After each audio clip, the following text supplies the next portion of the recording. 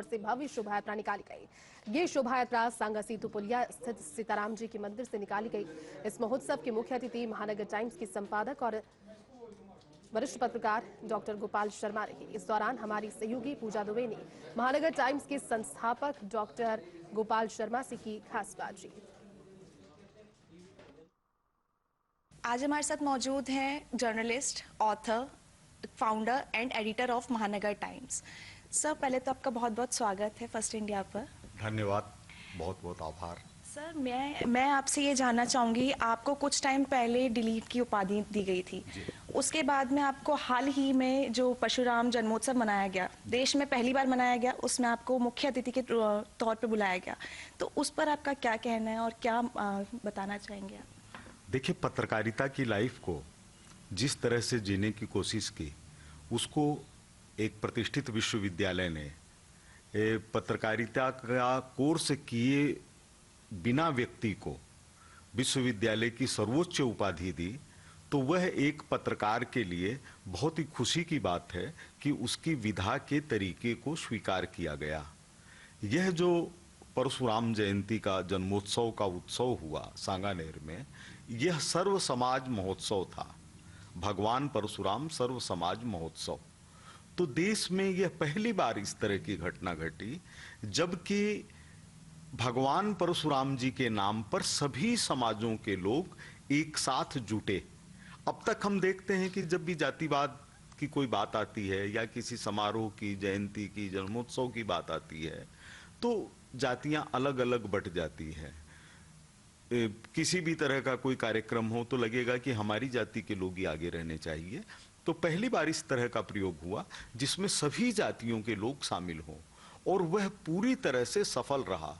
कई हजार महिलाओं की कलश यात्रा थी, हजारों लोग थे, और उसमें ऐसा केवट समाज भी शामिल था जिन्होंने प्रभु राम को नाव पर बैठा करके उतारा था।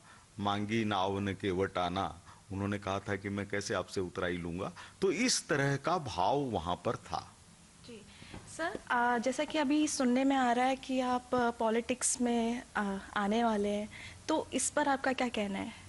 देखिए, जिस समय मैं पत्रकारिता में आया था, उस समय अलग तरह की पत्रकारिता थी। हम लोगों ने कभी सुना हुआ नहीं था, कभी देखा हुआ नहीं था, और न जीवन में किया कि भ्रष्टाचार कोई चीज होती है। उसको जीवन भर पालन किया। अब एक उम्र होने के बाद में यह लगता है कि हमारी क्या दिशा रहनी चाहिए। पीढ़ियां बदल जाती है तो ऐसा लगता है कि नहीं, सामाजिक क्षेत्र में काम करना चाहिए। सामाजिक क्षेत्र में काम करने का एक जरिया राजनीति भी हो सकता है, लेकिन राजनीति किस तरह की हो?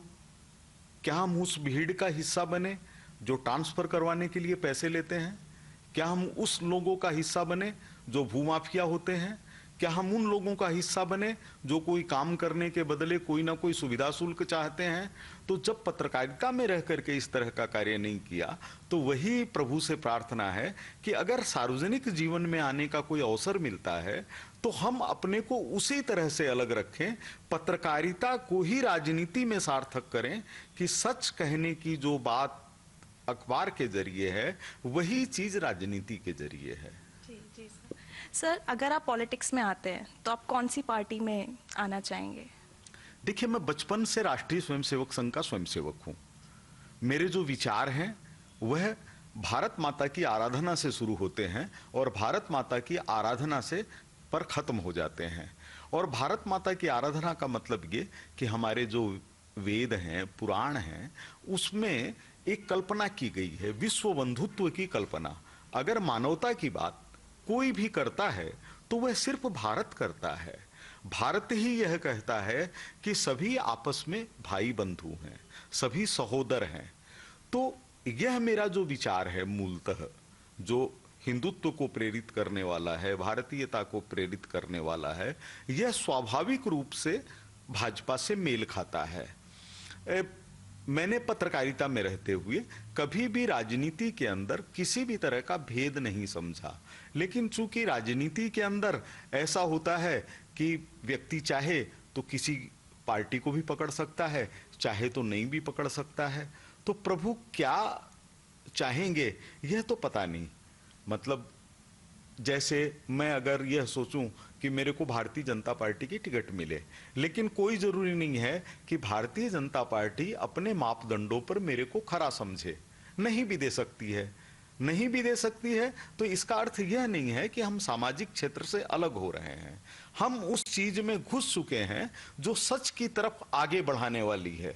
केवल कुछ आधे या 90% या 80% ईमानदार, स्वच्छ चरित्र के, राजनीतिक सुचिता के हामी लोगों के बीच में अगर 10-20% ईमानदार अच्छे लोग वो कहीं पर छिप जा रहे हैं, तो उनको आगे लाने का काम किसका है?